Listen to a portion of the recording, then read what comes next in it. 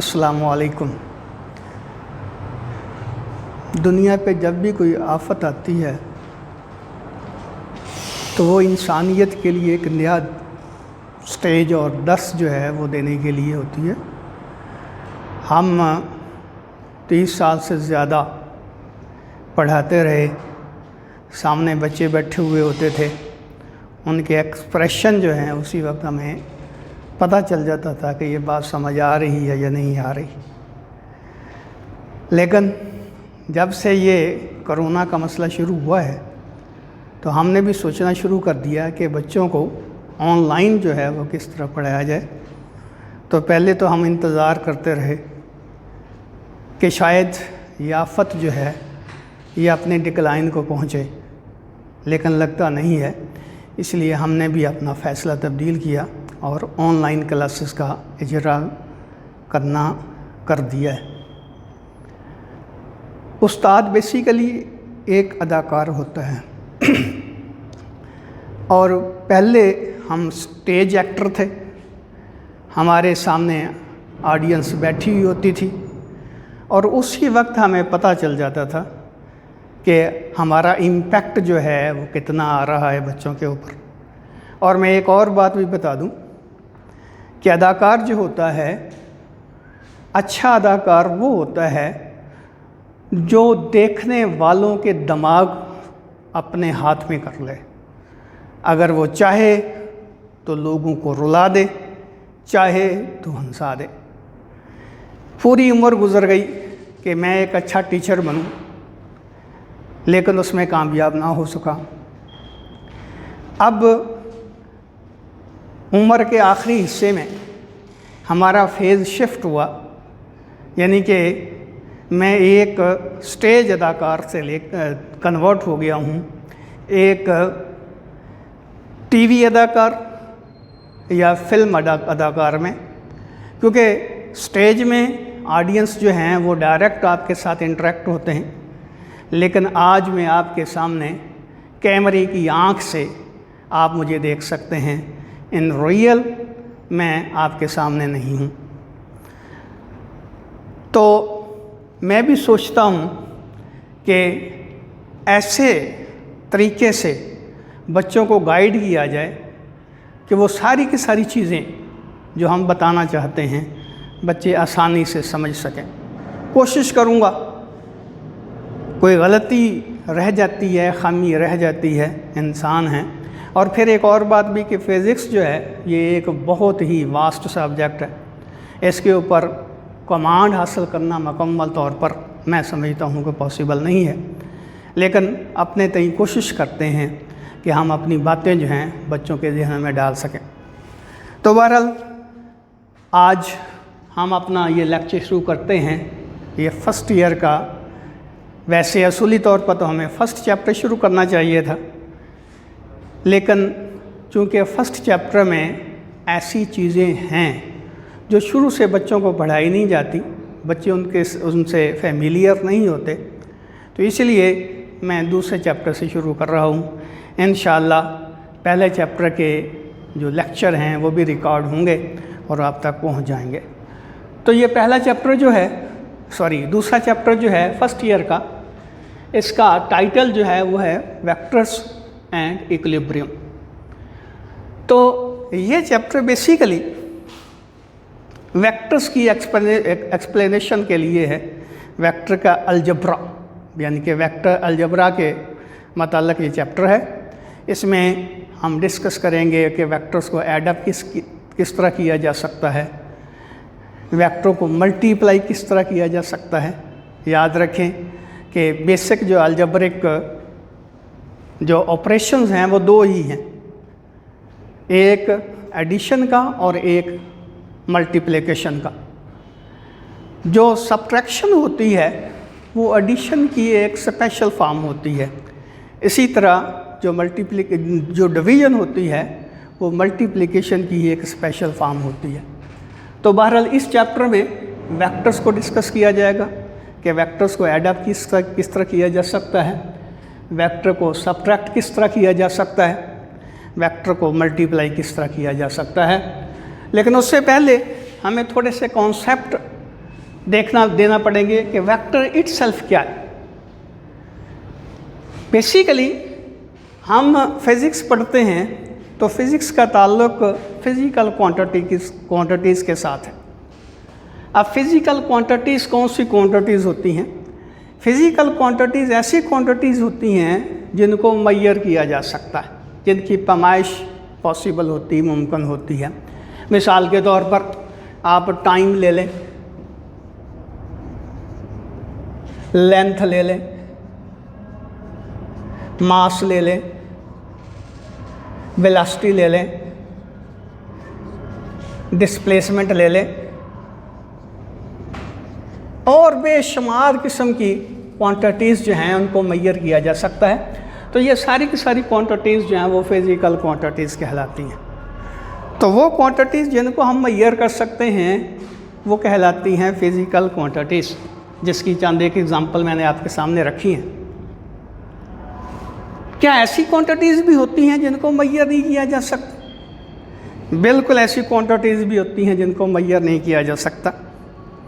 नूरुल ऐन चुगताई एक बच्ची है, उसकी नानी अम्मा जो है वो रहती हैं इस्लामाबाद। अब 9th के क्लासेस शुरू हुई तो नानी अम्मा ने ये कहा कि बेटे जब आप मैट्रिक पास कर लें तो हमारे पास आना, हम आपको सवात और मरी की सैर करवाएंगे। अब मैट्रिक का एग्ज़ाम हुआ, लेकिन बदकिस्मती ये हुई कि 10वीं के एग्ज़ाम के अभी पेपर ही ख़त्म हुए थे और नूरुल ऐन चुगताई जो थी वो दिल ही दिल में खुश थी कि वो वक्त करीब आ रहा है जब हम इस्लामाबाद की सैर के लिए जाएंगे। लेकिन एक वबा जो है कोरोना, उसने आ लिया और पाकिस्तान में तकरीबन लॉकडाउन हो गया। अब नूरुल ऐन चुगताई कितनी दुखी है, कितने किलोग्राम दुखी है, वो अपनी दोस्त को बताती है कि मुझे 100 किलोग्राम दुख है। तो क्या एक सेंसिबल बंदा जो है उसका ये जवाब जो है, यानी कि उसका ये कहना जो है, क्या उसको वो सेंसिबल या उसको कहेगा कि ये सही उसने कहा? क्योंकि दुख जो है वो मेजरेबल नहीं है। इसी तरह एक आदमी जो है, बल्कि फ़ख्रुज़्ज़मां जदून जो है उसके दादा वो रहते हैं पेशावर। अब उसके दादा अबू जो हैं वो आ गए इनके पास मिलने के लिए और उससे लॉकडाउन शुरू हो गया। तो अब दादा अबू चूँकि ये जदून से बड़ा प्यार करते हैं तो ये अंदर खुश है, और कितना खुश है। दोस्त को बताता है कि मैं 100 किलोमीटर खुश हूँ। तो मेरा ख़्याल है कि ये इसकी जो एक्सप्रेशन ये सही नहीं है। ये जो हमारी फीलिंग्स होती हैं, हमारे इमोशंस होते हैं, हमारे जो ख़यालात होते हैं, वो सारे के सारे नॉन फिज़िकल क्वांटिटीज़ हैं। तो नॉन फिज़िकल क्वांटिटीज़ कौन सी क्वांटिटीज़ होंगी?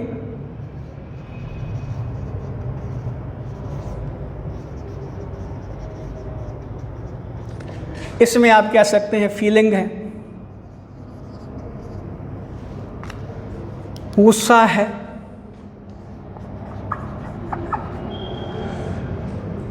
दुख है, खुशी है। ये सारी की सारी जो चीज़ें हैं ये नॉन फिज़िकल क्वांटिटीज़ हैं, इनको हम मेजर नहीं कर सकते। लेकिन आपको पता है कि फ़िज़िक्स जो है इसका ताल्लुक़ फ़िज़िकल क्वांटिटीज़ के साथ है, ऐसी क्वांटिटीज़ जो मेजर की जा सकती हैं। मेटाफिज़िक्स के साथ इसका ताल्लुक़ नहीं है।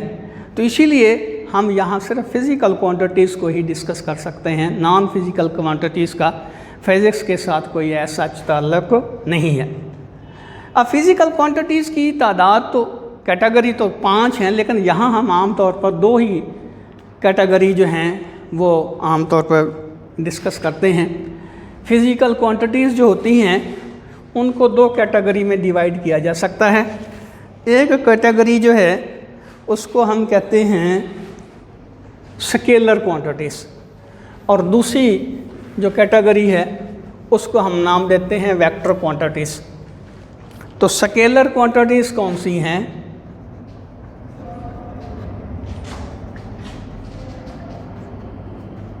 स्केलर क्वांटिटीज़ ऐसी क्वांटिटीज़ हैं जिनकी डिस्क्रिप्शन सिर्फ मैग्नीट्यूड से कंप्लीट हो जाती है।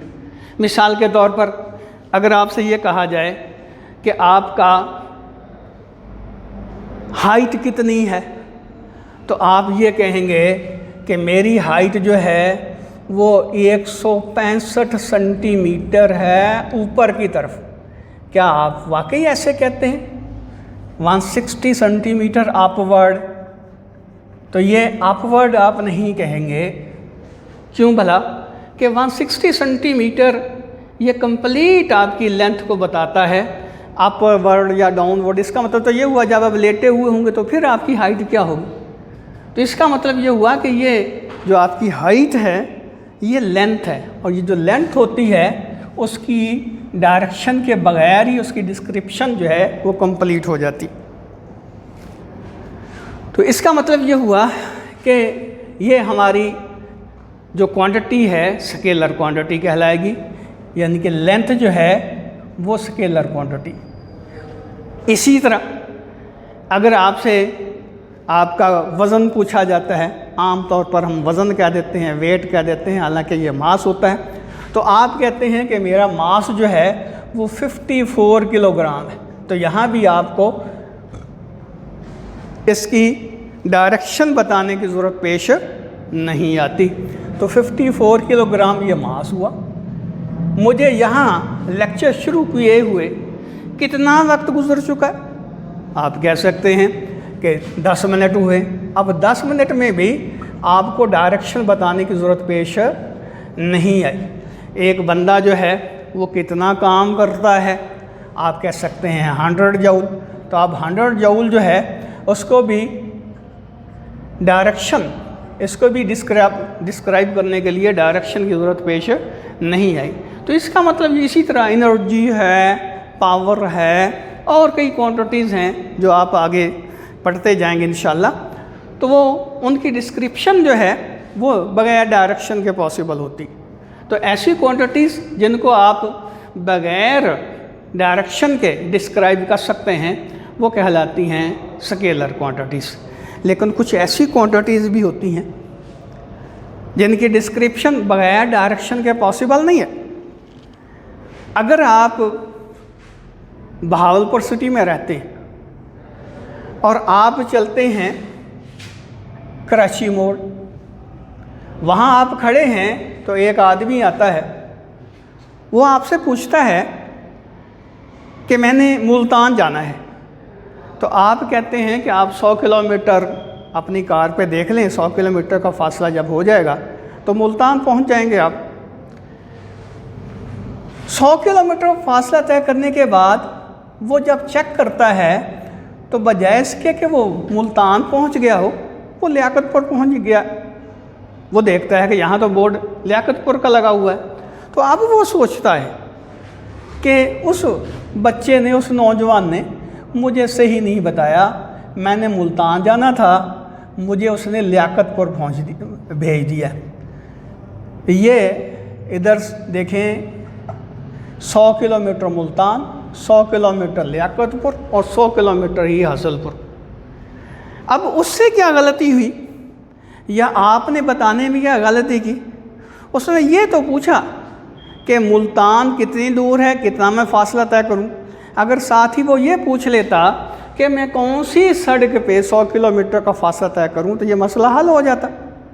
वो बजाय इसके कि लियाकतपुर जाता, वो मुल्तान पहुंच सकता था। लेकिन अब वो लियाकतपुर क्यों गया है? हालांकि डिस्टेंस यहाँ से यहाँ तक 100 किलोमीटर, यहाँ से यहाँ तक 100 किलोमीटर, यहाँ से यहाँ तक भी 100 किलोमीटर। लेकिन सिर्फ बात क्या हुई? डायरेक्शन की। सही डायरेक्शन में उसको जब गाइडेंस नहीं मिली तो बजाय इसके कि वो मुल्तान जाता है, वो लियाकतपुर पहुँच गया। तो ये जो क्वांटिटी जिसमें डिस्टेंस के साथ डायरेक्शन भी लाजमी होती है, ये डेफिनेटली एग्जांपल है एक ऐसी क्वांटिटी की जिसमें मैग्नीट्यूड और डायरेक्शन इन्वॉल्व होती हैं। तो इसका मतलब ये हुआ कि दूसरी किस्म की जो फिज़िकल क्वांटिटीज़ होती हैं वो होती हैं वेक्टर क्वांटिटीज़, जिसको इस चैप्टर में हम तफसील के साथ डिस्कस करेंगे। तो वेक्टर्स ऐसी क्वांटिटीज़ होती हैं जिसमें मैग्नीट्यूड भी होती है और जिसमें डायरेक्शन भी होती है। अब एक बात और भी समझ लें कि यहाँ स्केलर क्वांटिटीज़ को शो करने के लिए हमने एक डिजिट इस्तेमाल किया है और साथ प्रॉपर यूनिट इस्तेमाल किया है। ये हिंदसा इस्तेमाल किया और उसके साथ हमने इसके यूनिट इस्तेमाल किए। तो ये दोनों चीज़ों की जो कॉम्बिनेशन है इसको हम नाम देते हैं मैग्नीट्यूड का। ये मैग्नीट्यूड है। इसका मतलब ये हुआ कि स्केलर क्वांटिटीज़ जो होती हैं उनकी डिस्क्रिप्शन सिर्फ मैग्नीट्यूड बताने से कंप्लीट हो जाती है। तो ये सारी स्केलर क्वांटिटीज़ जो हैं इसमें ये देखें, एक डिजिट आया है यानी कि एक क्वांटिटी आई है और उसके साथ यानी कि एक न्यूमेरिकल क्वांटिटी आई है और उसके साथ यूनिट आया है। न्यूमेरिकल क्वांटिटी है, यूनिट आया है, numerical quantity, unit and so on. तो ये न्यूमेरिकल क्वांटिटी और यूनिट जो है इनका कॉम्बिनेशन जो है ये कहलाता है मैग्नीट्यूड। लेकिन यहाँ क्या हुआ कि वेक्टर्स को बताने के लिए सिर्फ मैग्नीट्यूड काफ़ी नहीं है, इसमें डायरेक्शन का बताना जो है वो भी लाजमी है। तो ऐसी फिज़िकल क्वांटिटीज़ जिनको डिस्क्राइब करने के लिए मैग्नीट्यूड और डायरेक्शन दोनों का बताना लाजमी है, उनको हम नाम देते हैं वेक्टर्स क्वांटिटीज़ का।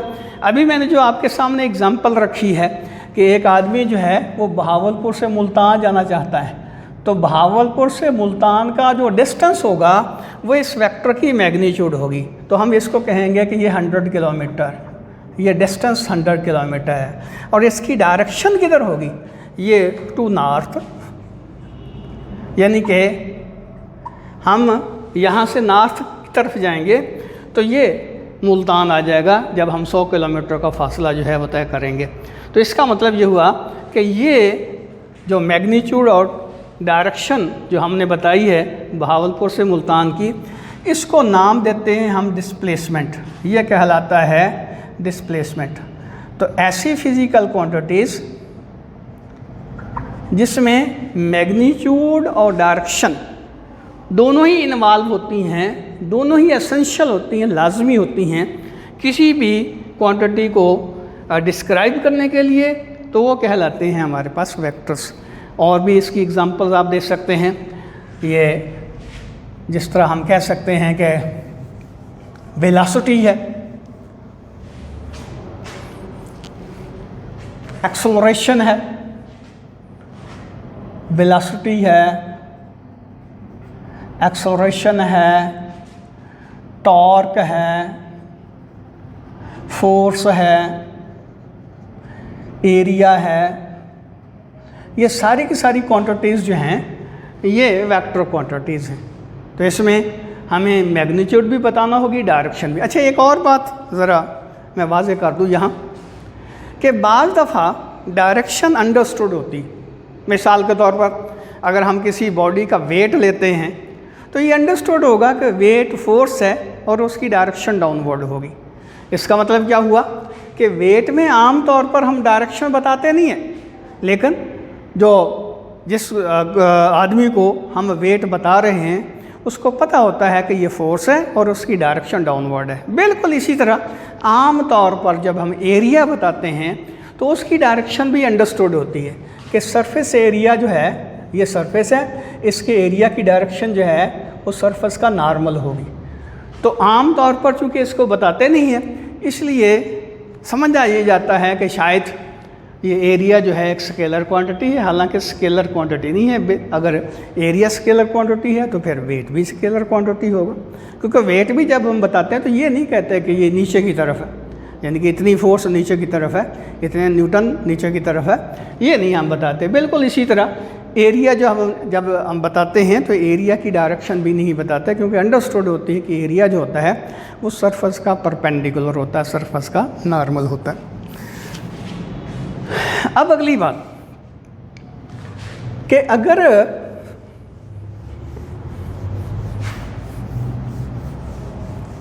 वेक्टर्स जो हैं वो स्केलर से डिफरेंट हैं तो डेफिनेटली उनकी रिप्रेजेंटेशन जो होगी वो भी स्केलर क्वांटिटीज़ से डिफरेंट होगी। तो वेक्टर क्वांटिटीज़ को ज़ाहिर किस तरह किया जा सकता है? वेक्टर को शो करने के लिए हमें दो तरह ज़रूरत पेश आती है। एक तो इन राइटिंग, जब हम किसी भी क्वांटिटी को एज ए वेक्टर शो करना चाहते हैं तो क्या करेंगे, और साथ ही साथ इसमें फिर वेक्टर्स जो होते हैं उनको डायरेक्टेड लाइन से भी हम रिप्रेजेंट करते हैं। उसका एक ख़ास फ़ायदा होता है, वो आगे इस चैप्टर में हम देखेंगे। तो बहरहाल वेक्टर्स की रिप्रेजेंटेशन जो है वो किस तरह की जाती है, ये मैं आपके सामने रखता हूँ। एक रिप्रेजेंटेशन जो हम इन राइटिंग इस्तेमाल करते हैं, इसको हम कह सकते हैं symbolic representation.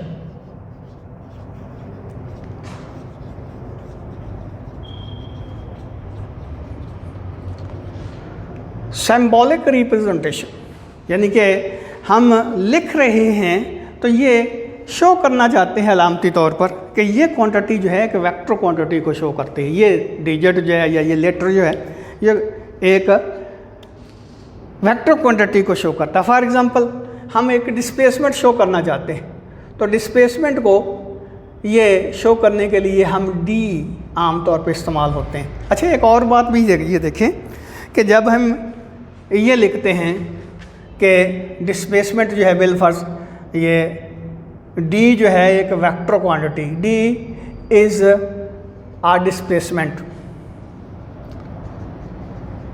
Displacement of 10 metre to east. अब इन राइटिंग एक है कि हम खुद लिख रहे हैं, कागज़ के ऊपर खुद लिख रहे हैं, और एक है कि प्रेस में हम इसकी वेक्टर की इसको शो करना है कि ये वेक्टर क्वांटिटी है। तो जब हम खुद कागज़ के ऊपर लिख रहे होते हैं तो उस वक्त ये जो डी है इसके ऊपर सिर्फ एरो हम डाल देते हैं। उसकी वजह क्या है कि अगर जिस तरह के प्रेस में होता है कि हम डिस्प्लेसमेंट को या किसी भी वेक्टर क्वांटिटी को जो रिप्रेजेंट करने के लिए लेटर इस्तेमाल करते हैं उसको बोल्ड फेस बनाते हैं, बोल्ड करते हैं, मोटा करते हैं। तो इन राइटिंग जब किसी भी लेटर को बोल्ड करना होगा तो हम अपना जो पेन है वो बार बार इसके ऊपर, मिसाल के तौर पर ये देखें डी है तो डी को मैं बोल्ड करना चाहता हूँ तो बार बार रिपीटेडली इसके ऊपर हमें इसको चलाना पड़ेगा। तो आपको पता है कि आम तौर पर हमारे जो कागज़ इस्तेमाल करते हैं वो इतनी ऐसी क्वालिटी के नहीं होते, तो बार बार या रिपीटेडली जब हम पेन इस्तेमाल करेंगे तो वो फट भी सकता है। और दूसरी बात ये देखें कि इसमें हमारा टाइम ज़्यादा कंज्यूम हो रहा है, तो इसीलिए ये कन्वेंशनली ये अडॉप्ट किया गया कि जब हम लिख रहे होते हैं तो ये डी जो है या डिस्प्लेसमेंट ये है या वो लेटर जो वेक्टर को रिप्रेजेंट करता है उसके ऊपर हम सिंपली डी डाल के एरो डाल देते हैं। तो ये शो करता है कि ये जो डी है ये किसी वेक्टर क्वांटिटी को शो कर रही है। लेकिन उसके बरक्स अगर प्रेस में हम देखते हैं तो प्रेस में सिर्फ इसको सेलेक्ट करके बोल्ड कर देते हैं, क्योंकि प्रेस में हमारी रिक्वायरमेंट ये होती है कि कम अज़ कम करैक्टर इस्तेमाल किए जाए। तो अगर प्रेस में हम जाते हैं तो ये देखिए डी विल करैक्टर इस्तेमाल करना पड़ेगा, उसके ऊपर एरो भी हमें डालना पड़ेगा। तो इससे बचने के लिए हम क्या करते हैं कि सिर्फ डी को ही बोल्ड कर देते हैं। तो कहना ये चाहता था कि सिंबॉलिकली प्रेस में तो किसी भी डिस्प्लेसमेंट को किसी भी वेक्टर को वेक्टर क्वांटिटी के लिए जो हम लेटर इस्तेमाल करते हैं उसको हम बोल्ड कर देते हैं।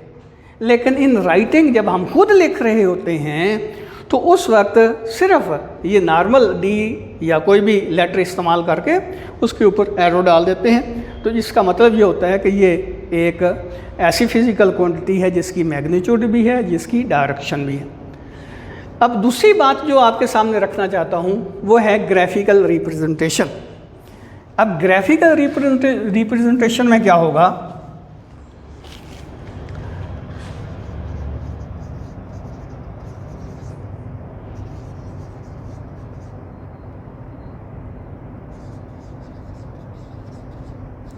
इसमें ये देखें किसी भी वेक्टर को हम एक डायरेक्टेड लाइन सेगमेंट से शो करते हैं। डायरेक्टेड लाइन सेगमेंट, ये एक हमने लाइन का हिस्सा ले लिया और इसके साथ ये एरो लगा दिया, तो ये कहलाएगा डायरेक्टेड लाइन सेगमेंट। अब देखिए कि इस लाइन में दो चीज़ें हैं, एक लाइन की लेंथ है, दूसरा इसका एरो हेड है। अब लाइन की जो लेंथ है वो मैग्नीट्यूड को शो करती है, ये लेंथ जो है ये मैग्नीट्यूड को शो करती है, और मैग्नीट्यूड जो है उसके मुताबिक ये लेंथ हम किस तरह लेते हैं, हम पहले एक स्केल डिफाइन कर लेते हैं, उस स्केल के मुताबिक हम ये लाइन जो है उसकी लेंथ ले लेते हैं, और फिर उस एंड के ऊपर, और ये एक और बात में रखना कि ये जो लाइन हम ड्रा करते हैं वो बेसिकली उस डायरेक्शन के पैरेलल हम करते हैं जिस डायरेक्शन में वेक्टर एक्ट कर रहा है, और फिर हम ये दो एंड बनते हैं लाइन के। इसका एक एंड वो वाला जो कि ये वेक्टर की डायरेक्शन को शो करना, यानी जिस डायरेक्शन में हम वेक्टर की डायरेक्शन को शो करना चाहते हैं उधर हम एरो लगा देते हैं। तो ये मैग्नीट्यूड इसकी लेंथ और एरो हेड इसकी डायरेक्शन को इंडिकेट करता है, ये डायरेक्शन बताता है। मैं इसकी एग्जांपल से वजाहत करता हूँ। मिसाल के तौर पर आप एक डिस्प्लेसमेंट लेते हैं, ये डिस्प्लेसमेंट है 20 मीटर का और इसकी डायरेक्शन जो है टू ईस्ट है।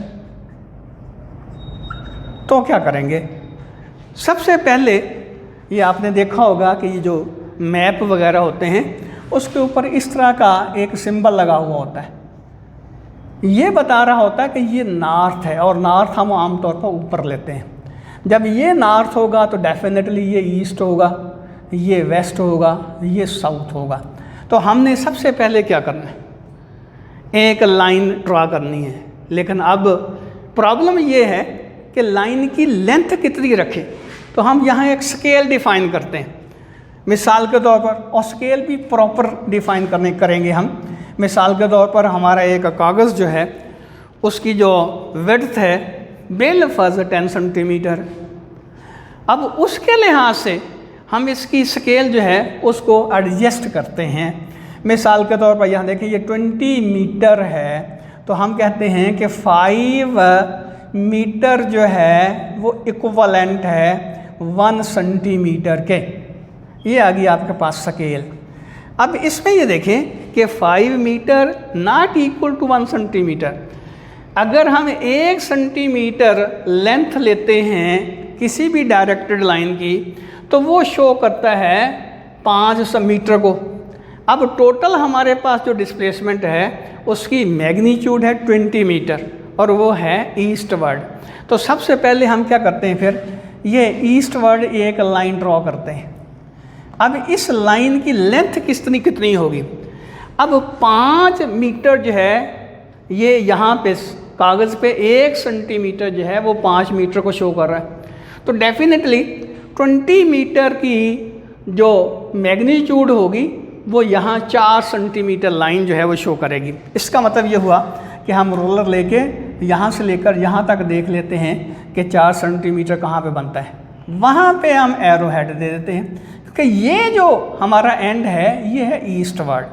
तो ये अब जो एरो होगा ये एक डिस्प्लेसमेंट को शो कर रहा होगा, और ये डिस्प्लेसमेंट कितनी है, इसकी मैग्नीट्यूड जो है वो 20 मीटर है और उसकी डायरेक्शन जो है वो ईस्टवर्ड है। अब देखिए जब ये फिजिस्ट इसको देखेगा तो वो कहेगा कि ये किसी वेक्टर क्वांटिटी को शो कर रहा है। लेकिन अगर मेरा कोई बेटा जो है वो पीपल्स पार्टी का जाला है तो वो खुश होगा कि सर जो हैं वो भी हमारी पार्टी के हैं, उन्होंने भी एरो यानी तीर का निशान जो है हमारे सामने लगाया है। तो बेटे बात बेसिकली ये है कि ये हर आदमी जो है अपनी सोच के मुताबिक इसको देखेगा। एक फिजिस्ट देखेगा तो वो कहेगा कि ये हमारे पास एक वेक्टर क्वांटिटी है, एक जो ड्राइंग मास्टर जो है उसको देखेगा तो वो इसको कहेगा कि एक डायरेक्टेड लाइन है, और अगर एक पॉलिटिकल बंदा जो है यानी ये पॉलिटिशियन इसको देखेगा तो वो कहेगा कि ये पीपल्स पार्टी का निशान है। तो कहना ये चाहता था कि ये एरो जो है एक डिस्प्लेसमेंट को शो कर रहा है अकॉर्डिंग टू फिजिस्ट। जिसकी मैग्नीट्यूड जो है वो 20 मीटर है और उसकी डायरेक्शन जो है वो ईस्टवर्ड है। इसी तरह अगर एक कार जो है उसकी वेलोसिटी है 30 मीटर पर सेकंड, ये उसकी वेलोसिटी है, और वो कार जा रही, क्योंकि वेलोसिटी है एक वेक्टर क्वांटिटी है, उसकी डायरेक्शन भी होगी, वो जा रही है मुल्तान, मीन नॉर्थवर्ड जा रही है, बहावलपुर से मुल्तान जा रही है, इसकी डायरेक्शन जो है वो नॉर्थवर्ड है। तो अब इसको किस तरह शो करेंगे? तो डेफिनेटली यहाँ भी वही टेक्निक इस्तेमाल करना पड़ेगी। हम एक डायरेक्टेड लाइन ड्रॉ करते हैं और उसकी जो लेंथ है वो भी स्केल के मुताबिक लेंगे, यानी कि उसकी जो वेक्टर बने हमारे कागज़ के ऊपर, जो उसकी लाइन बने वो ना तो इतनी छोटी हो कि पूरा कागज़ खाली पड़ा हुआ है और एक कॉर्नर पे छोटा सा आपने एरो बना दिया है, और ना ही उसकी लेंथ स्केल के मुताबिक इतनी हो जाए कि वो कागज़ छोटा बढ़ जाए और हम जो है हमारा वेक्टर जो है अभी ख़त्म होने का नाम ना ले रहा हो। तो इसका मतलब ये होगा कि हमने प्रॉपर स्केल जो है, सूटेबल स्केल जो है उसकी सिलेक्शन करनी है। तो यहाँ वेक्टर क्वांटिटी है हमारे पास वेलोसिटी, जो मैग्नीट्यूड रखती है 30 मीटर पर सेकंड और उसकी डायरेक्शन जो है वो नॉर्थवर्ड है। तो इसका मतलब ये हुआ कि मेरा ख्याल है कि मेरा ये जो नॉर्थवर्ड है वो मेरी लिमिट से आगे चला गया है, ये मैं यहाँ लिख देता हूँ दोबारा, नॉर्थवर्ड। तो अब ये देखें वही पहले वाली बात कि ये हमारा जो सिंबल है ये अपवर्ड डायरेक्शन को टूवर्ड्स नॉर्थ शो कर रहा है। तो हम एक लाइन लगाएंगे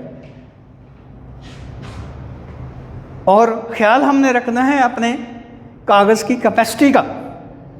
अब 30 मीटर पर सेकंड इसकी मैग्नीट्यूड है, तो मैं फिर स्केल वही लेता हूँ कि चलो बल्कि थोड़ी सी बदल देते हैं कि 6 मीटर पर सेकंड जो है वो इक्विवेलेंट है 1 सेंटीमीटर के। अब यहाँ ये भी मैं वजाहत कर दूँ, एक होता है इक्वल, एक होता है इक्विवेलेंट। अब इक्वल और इक्विवेलेंट में क्या फ़र्क है? दो इंसान इक्वल नहीं हो सकते, इक्विवेलेंट हो सकते, लेकिन दो किताबें जो हैं जो आप ख़रीद के एक ही वक्त में लाए हैं वो एक दूसरे के इक्वल होंगी, उसकी हर एक चीज़ जो है एक दूसरे के बराबर बराबर होगी। तो यहाँ भी देखें कि इनके डिजिटल क्वांटिटीज़ जो हैं ये भी डिफरेंट हैं, इनके यूनिट्स भी डिफरेंट हैं, इसलिए इनको हम इक्वल नहीं कहेंगे, इनको हम इक्वलेंट कहेंगे। यानी कि अगर हम कागज़ के ऊपर लाइन जो है वो 1 सेंटीमीटर ड्रा करते हैं तो वो 6 मीटर पर सेकंड की वेलोसिटी को शो कर रहा है, लेकिन हमारी वेलोसिटी कितनी है?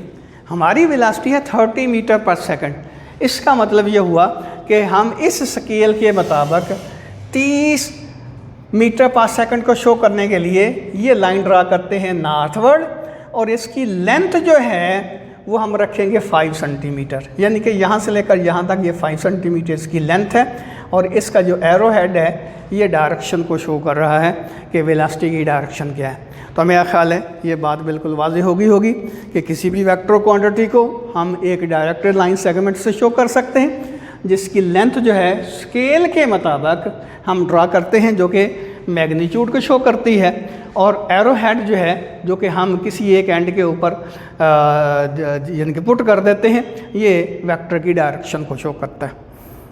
तो ये मेरा ट्रायल किस्म का लेक्चर था। अब हम इंशाअल्लाह आगे जो है डिस्कस करेंगे ये रेक्टेंगुलर कोऑर्डिनेट सिस्टम, और उसमें फिर वेक्टर को किस तरह शो किया जा सकता है, कौन कौन सी टेक्नोलॉजी या टेक्निक इस्तेमाल की जाती हैं, वो हम तफसील के साथ डिस्कस करेंगे। फ़िलहाल इतना ही। अल्लाह हाफ़िज़।